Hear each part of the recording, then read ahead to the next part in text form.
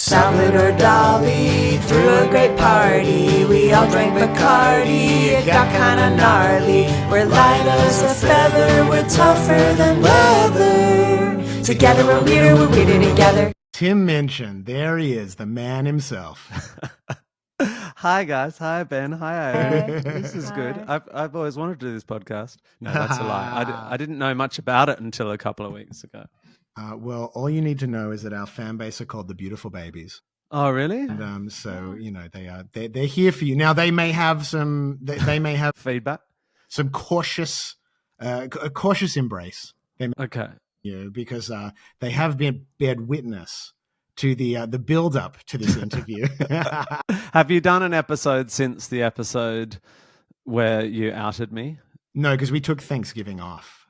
All right. So this is it. This is a follow-up episode. But I did have a lot of people on TikTok and Instagram going, I am fully invested in this now. So it's very... That's great. Well, we should really draw it out. In fact, Yeah, really what we should do or have done is really make it like a proper beef. Like we should have thrown. I love insults a at good each other. beef. Who did you have a beef with? The guy on Powderfinger. No, but I had a fake one. The radio. Oh, Kyle Sanderlands. Yeah, but everyone's had a beef with that guy.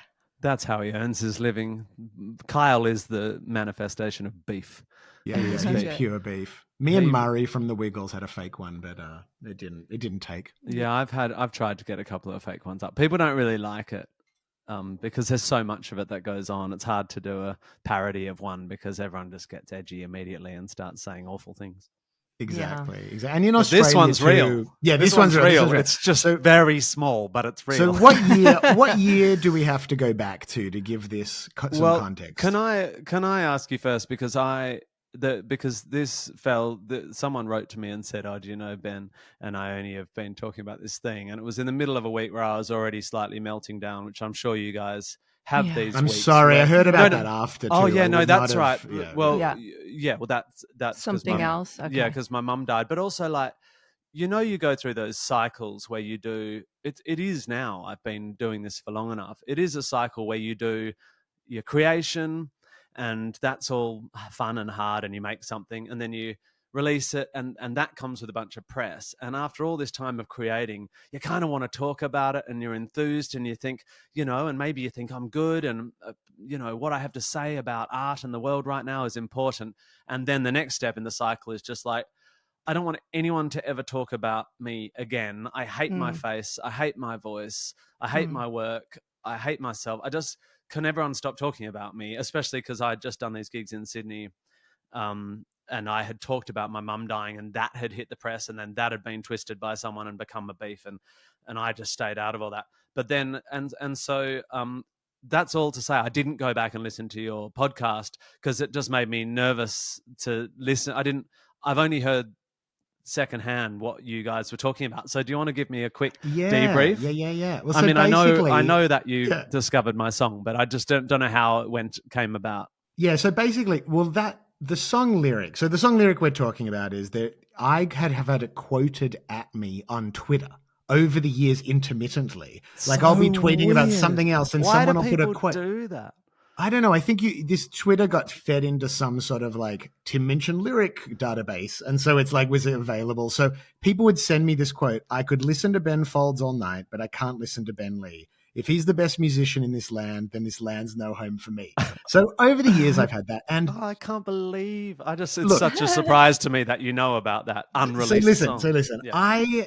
My feeling, look, this is not the first song that's taken a dig at me. So I'm generally okay with that. My thing was I've always felt, because we do have some friends in common. Yeah, definitely. And so I've always thought, it's weird we haven't yet bumped into each other at an Aussie barbecue in LA or something like that. But I always thought, when I do, I would like to be friends with this guy. So I will, even in jest, just address this, just to get it out. We did bump into each other in an Aussie barbecue in LA, by the way. Okay, sorry. Yeah, but yeah, maybe, I don't know. But I don't remember. I remember we didn't talk, though. Yeah. Okay, so maybe that's why. I might have been avoiding you. Maybe, yeah.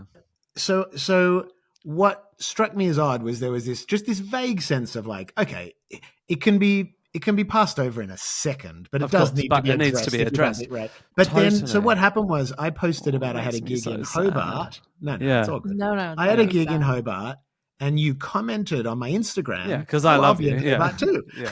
And I was like, and so the context that I brought this up with on Okay, the great, podcast, great. where I said to Ione, what do I do? Do I like this comment?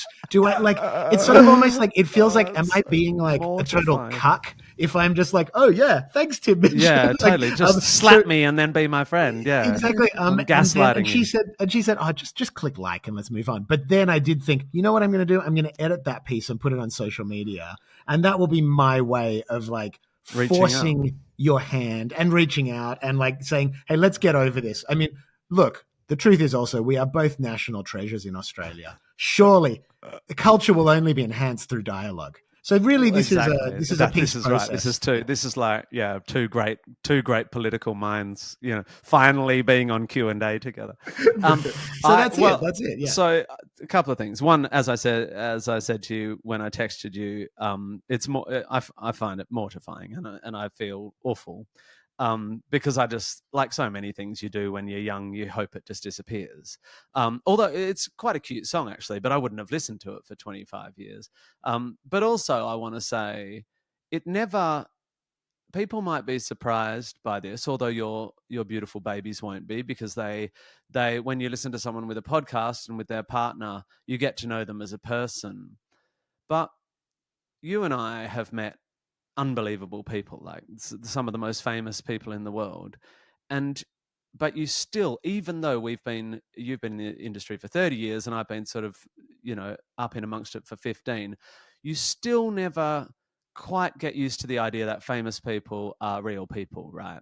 You still, even though I've met I don't know, fucking Sandra Bullock and the King of England, and still when I meet the next one, I'm like, oh, they're just a person too. You kind of and so I just want to acknowledge that it always hurts, that sort of thing. If I had discovered an artist that I know and as a mutual friend had written a lyric about me that was a bit of a diss, it would still really, it would hurt. I'd hate it.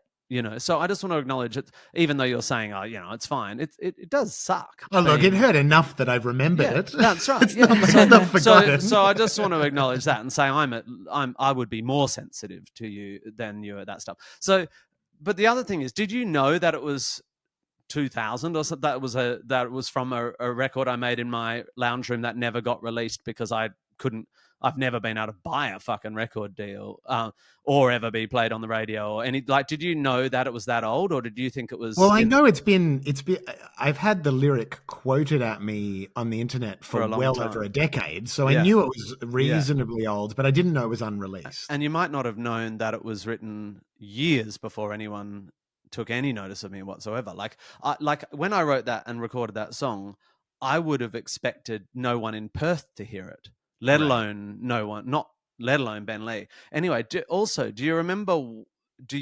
I'm interested in whether when you heard it, well, because you probably didn't know it was written at the turn of the century.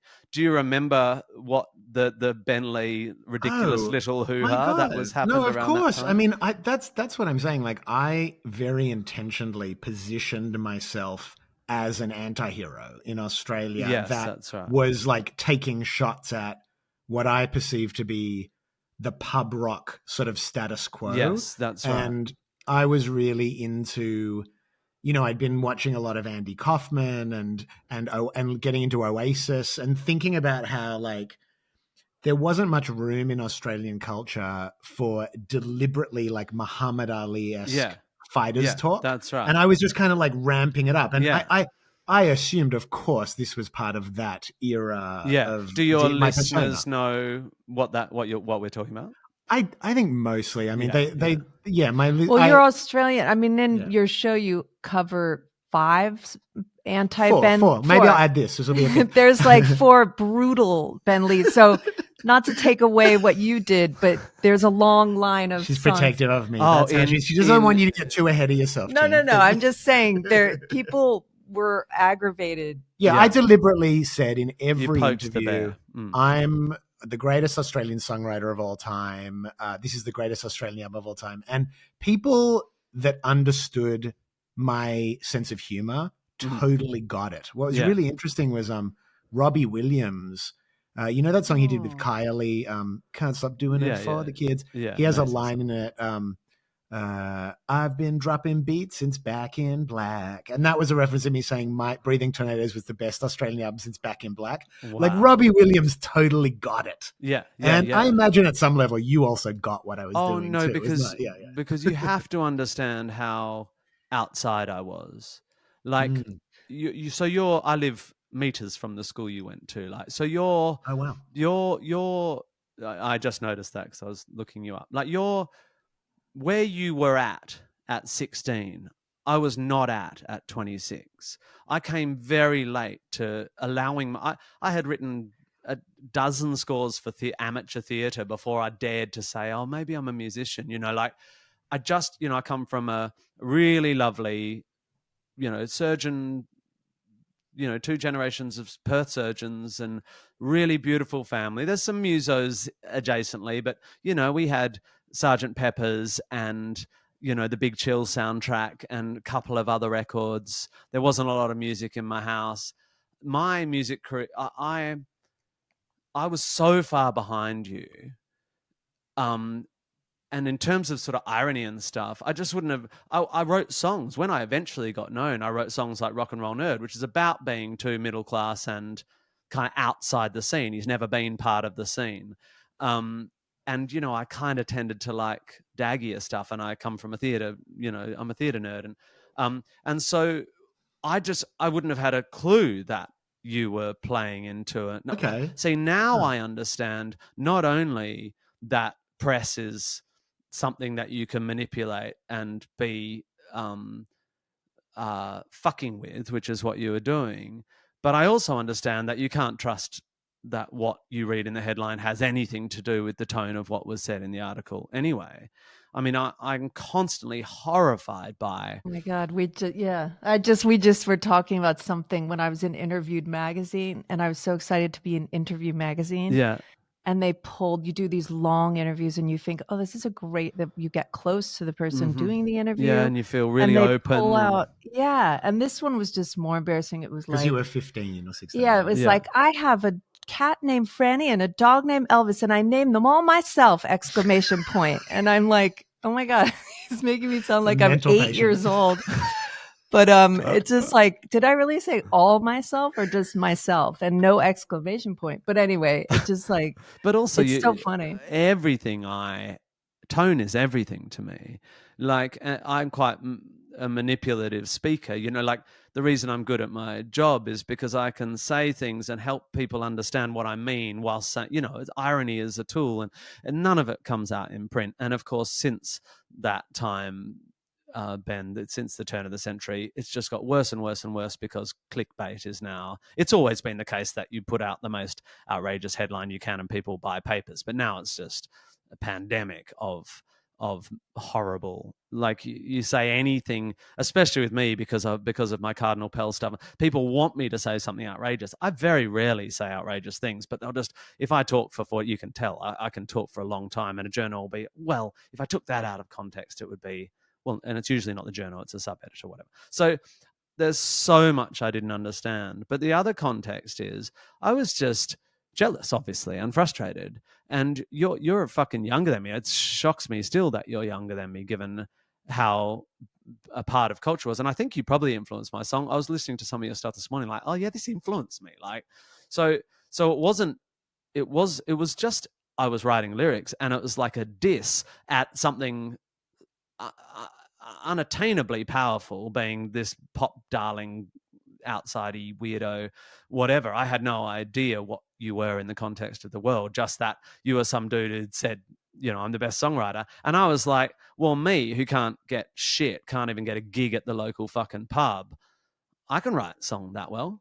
And I had to, and we're always at our most arrogant, and I reckon you might relate to this, when we're defensive, when and with Australia makes artists like you and me defensive, because you go away and you get lauded and people respect you, and you come back, and I'm still called a comedian in the press in Australia, having become the most successful theatre composer lyricist ever out of this country.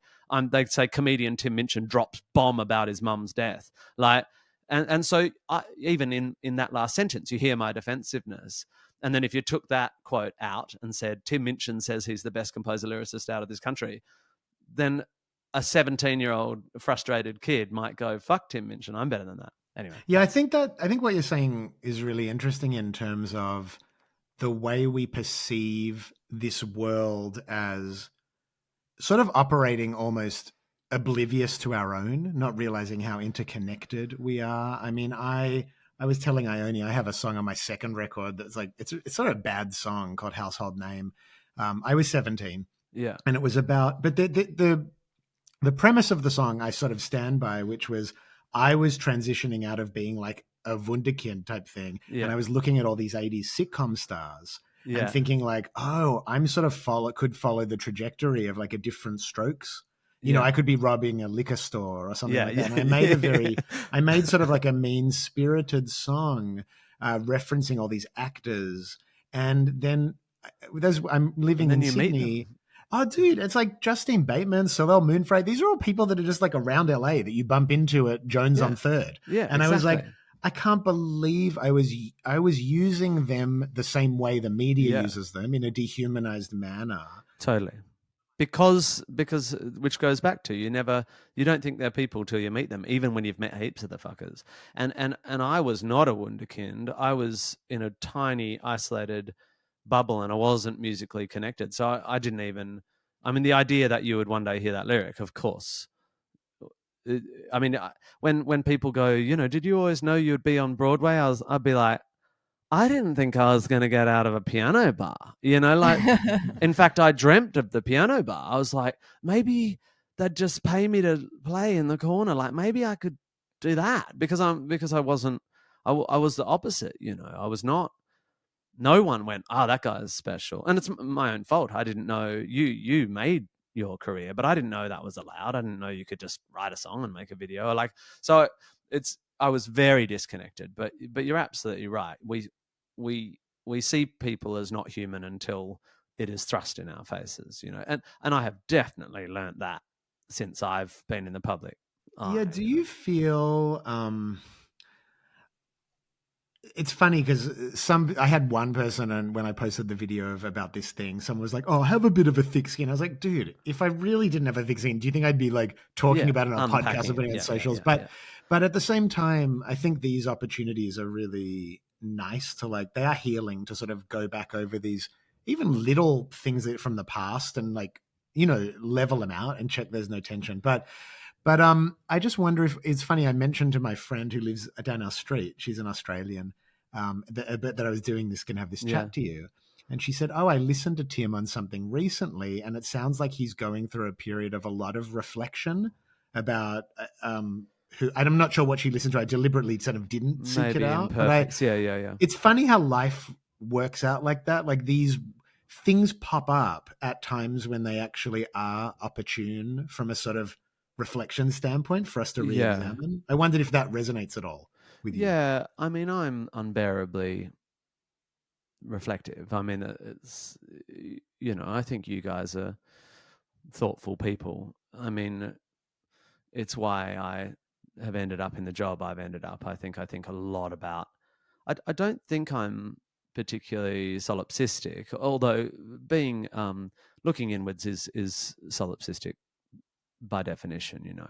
It's not necessarily narcissistic, it's just self-focused, it's just self-centralizing. But I think I do a lot of thinking about how my experience of the world, it's more a sort of Cartesian. I do a lot of thinking about how my experience of the world might reflect others' experiences of the world, and then I try and put that in my work. And because I often write songs from other people's points of view, whether it's a 6-year-old genius in Matilda or, you know, a narcissist in Groundhog Day or you know, a rock and roll koala in an animated film or whatever, I'm taking what I think about the world and trying to figure out what it would be through other lenses and stuff. So, I mean, I guess I'm in a reflective period, but always, yeah. And that is the thing that makes me want to just punch myself in the face when I do a round of press and I'm just like, mate, shut up. And then, of course, you get the messages saying, I heard you talking on this and that really resonated and opened something up for me. And you think, oh no, there is a role for this. And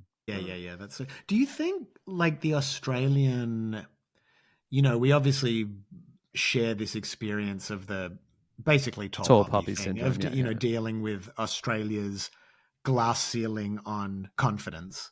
Yeah. Well, But that's but there's also an element of, and it's interesting. I would put myself, I'd put Russell Crowe in this thing too, of people that have like men that have deliberately fought against the constraints of that type of thing, and in a way, like as a fuck you to that Australian concept. But then as adults, having to kind of make peace with our Australianness, realizing that, well, it is part of us. And I don't know. I just wonder. I know that Russell, his consciously trying to be a force for more positive experiences for his fan base and his audience as he's gotten older. I've certainly just realized the threshold I assumed for creation of anxiety with my audience is like much lower than I'd initially anticipated. I don't know. I feel like it is part of growing up as an Australian artist too, of realizing like you can't tear the whole thing down. Well, I think you're touching on so many. You're kicking open cracks in little doors to all sorts of conversations. But I think you're absolutely right. I think it is appropriate to agitate when you're young, especially if you're trying to find space for yourself in a crowded marketplace. And so, for me, being really, all my atheisty stuff and my sort of saying what's unsayable, the slaying of sacred cows, got me a platform from which I've been able to do all sorts of stuff that, in a way, heals that.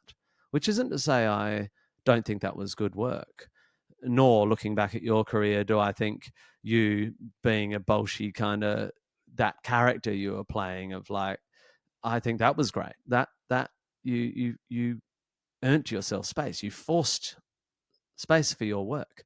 And every artist has to do that in some way. And it's not just men and it's not just, Aussies. It's that's how it works. You kind of have to be the enfant terrible for a minute, or that's one way to find your space.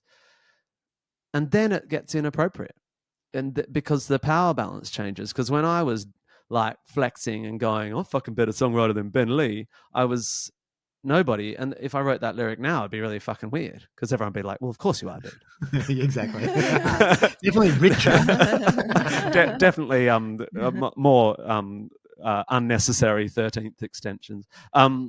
But and it's inappropriate for me to now diss on spiritual belief where it was more appropriate then because, and then somewhere on that trajectory, I get to have a go at the head of the Catholic Church in Australia and poke holes in that sacred cow. So I'm using the tool I've sharpened to do something that actually might have done, well, certainly in the eyes of a lot of people, did real good.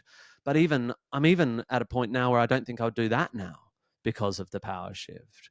And so, and this is the coming to wisdom, right? This is what aging is about, is understanding, then going, right, I have a platform, my tools are all sharpened, I've got my palette and my brushes and whatever metaphor you want to use, my sword or my brush. And now people are listening, and I now observe a world where everyone's a polemicist and everyone just shouts their righteous opinions into the fucking void. And most of what gets posted on social media is just people venting their pain, and often out of an incredibly ill-educated bubble, which they think is a full information set when it's absolutely not a full information set, to talk about this month specifically. And I just don't want a part of it. So now I don't say anything unless I think it's new and it's going to help. And so we're there, right? And what a privilege to be there. But you got to see it. You got to see it coming, because there are people out there. I'm like, dude, you're too old to be screaming. Like a lot of my friends' reaction to the no vote. I was so devastated by the no vote. But just sort of turning around and saying 65% of Australians are dumb and racist. You're like, whoa, dude, you're fucking 40. Like, calling Australia dumb and racist is like the most useless thing you can possibly do right now. Like, it's, what are you doing? Who are you healing? Who are you helping? You know, do you think that's going to help next time we want to get something across the line, that you've called them dumb and racist? Like, anyway. Yeah, I've been thinking about that with without getting too much into all this I know. political stuff, but Yeah. but just in terms of having an openness and being able to listen critically to people people who cause you pain. I mean, to take the It's most hard, horrific example, you look at like the phenomena of school shooters in America. We are not going to be able to find a solution to that unless we can correctly diagnose the cause of these young men's suffering to some degree. We have to figure it out. We have to figure out and if you just write them off, there's no critical thought put into how to create a situation where we don't live in that type of culture, whether it's access to guns. You couldn't have said it more perfectly. If you don't diagnose the disease, to almost quote a Ben Lee lyric, if you don't diagnose the disease right, you cannot even begin. And that's really hard. And I acknowledge that that's a privileged position to be in, because if you're the victim of one of those people, just to use that example, we're not expecting the parents of the victims to sit around stroking their chins, but the rest of us have to. Someone has to, as objectively as possible, try to get the right diagnosis. Same with male violence in general, same with everything. And it's horses for courses. What role do we play as artists? Firstly, our main job is to make art that makes people feel good. And to the extent that we have a platform from which to speak about other stuff, our job is not to just scream at, it's just, anyway, it comes with age, right? And and you're right. I find it harder than you, I think, to not be strident and political. I'm wired to be strident, but I certainly have learnt the hard way, and in a very humbling way, to watch what I say, all the way back to diss lyrics and through to politics, is that we all have a responsibility to think about how our words affect the world. And if all you're doing is it's just passing around pain, it's not going to get us anywhere. How do you relate to, just coming back to the Australianness of this whole thing, as being an Australian artist? And then I'm also curious, because I want to hear Ione. Sorry, I'm dominating. We are totally dominating. I also want to hear your thoughts about, you got introduced to this world of meeting all these Australian artists and our insecurities and our bravado. And, it's just, to me, it's like, it's a little bit endlessly fascinating because it's what I've got to deal with on my plate. But what does it look like from the outside?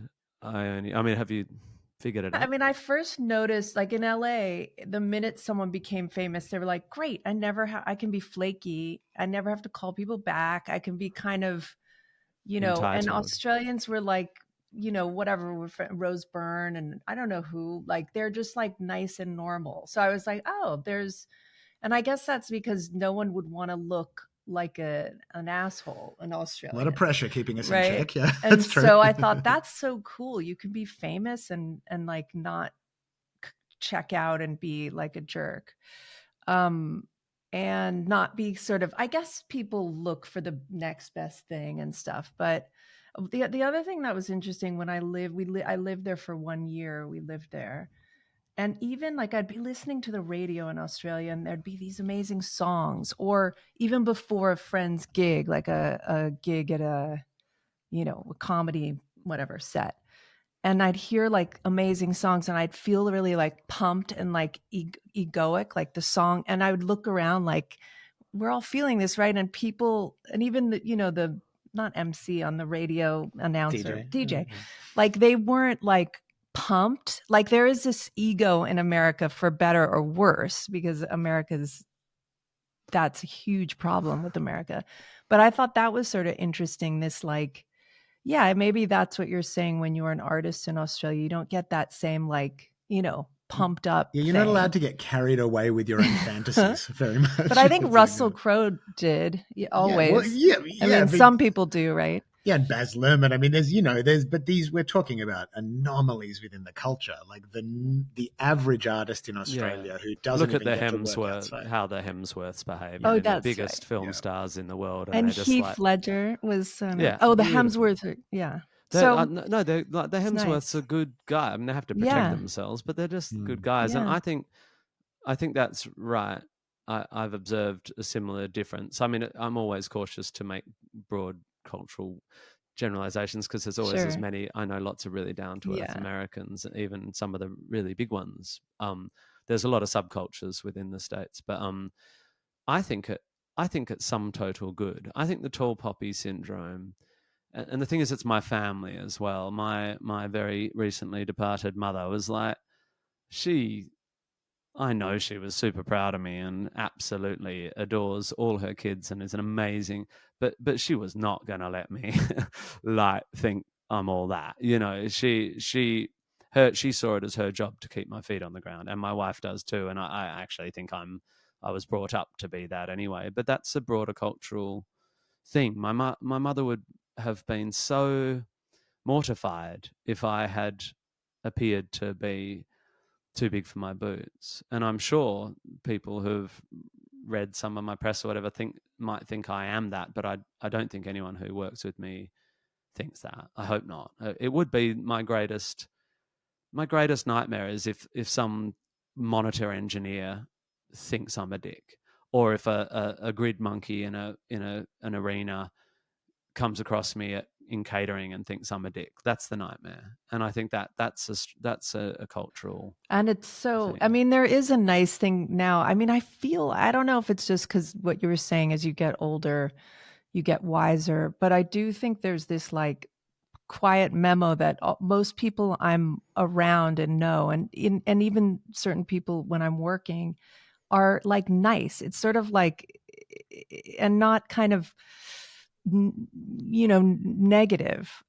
There's something that I think we all like. Life is hard, not so hard for me, I guess, but you No. just don't want like the sort of like bummer negative kind of thing. I Well, don't there's know. a handful of people that are successful enough for a shorter or longer period of time where bad behavior is tolerated. Yeah, like Yeah. it sort of became But the rest cool. of us, it's like you've got to be a nice It's person like to now survive in an cool. industry. It's cool to be kind, or no? What's the song? Cruel to be kind. Yeah, it's not cruel Yeah. to be kind. It's cooler to be kind now. I But yeah, think of so. course, there's Jennifer Garners in the world who she is truly nice and very sweet to everybody. Mm. So there are Americans Robin like Williams that. was the one that I remember meeting Robin Williams and just going, how like, but that comes from probably sadness and just a real need to make sure everyone loves him, or I think it's needy. My level of wanting everyone to think I'm nice is incredibly needy. Yeah, needy. Hence this discussion. But Totally, of course. needy. I would hate to think you would Yes. carry around ill feeling towards me. I know. I think it's needy, and also you do get like that empathy as you get older, where you really, you can how like again how hard things are, so you kind of can understand. But yes, I need everyone to be. I'm the worst. The minute if Ben has like the tiny dip in his mood, I'm like, "You okay? You should, like, what can I do to make you feel better?" And he's like, "I'm just like, okay, it's fine."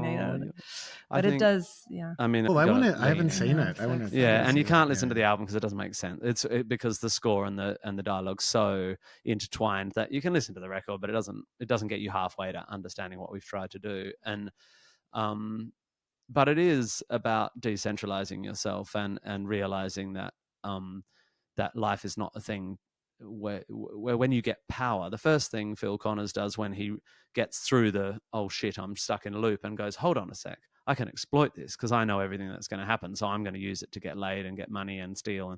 And so the first thing you do when you get power, if you're a visceral monster like Phil Connors is, and like a lot of American pop stars are, and a lot of people are, is you go, oh, I've got power. How can I use it to get more stuff for myself? And then you realize it just leaves you feeling hollow. And so you have to get to the next stage, which is realizing that you have to see other people as the stars in their movies, not just you as the star in the movie of your life. And altruism obviously is a key to happiness, but there's even in Groundhog Day a step after that, which is just mindfulness, really being in it and appreciating everyone around you and stuff. And that's the journey, and you hope you're on that journey, right? Because I know people who get to the end of their lives and they haven't got very far down the path. I want to get further down the path. Me too. Well, I'm picking up my 21-year-old, and she's so excited that we were talking to you. Oh yeah. She lives in Australia, but Yeah, she's yeah. on a Sounds very plane. sensible. She's so brilliant and smart, and she's the perfect age to have she just couldn't. Out of all, we've had guests, but she was the most excited about you. So Well, tell her I think Mhm. she's got She has good taste. Yeah, really well, good taste. I really appreciate this, and I honestly, the text I got from you was the best possible outcome leading into this chat for that type of thing, and I am, I totally do have a thick skin, but I also do like digging into like why at certain times things make me uncomfortable or have made me uncomfortable or made you uncomfortable. It's like it's really enlightening to like talk about this stuff and get a and the trouble with our world is we dehumanize the unfamiliar, and this is a tiny little version of it that as an artist you can see a bigger artist and think, oh, they're never going to hear this, and what does it matter anyway? I'm just putting it's a bit of a flex, and as we say, it's appropriate to do a bit of a flex to sort of punch up. But the more we can see every single human, regardless of color or creed or gender or whatever, every single human as an emerged entity of complex and unknowable stuff, the more we can do that work every frickin' time, not assume that anyone is impervious. I mean, it feels like a reasonable mission. So I was mortified to think that you had heard my silly thing, but thank God you did, because we got to have chats, and now I'm coming to your house in LA, and we're gonna you're gonna cook for me, I think. Oh yeah, right on, dude. Well, thank you so much, and you could greet farewell to the beautiful babies. That's generally how. Oh, bye, beautiful babies. Thanks for listening. You. Sorry I upset your beautiful leader. Together we're weirder together.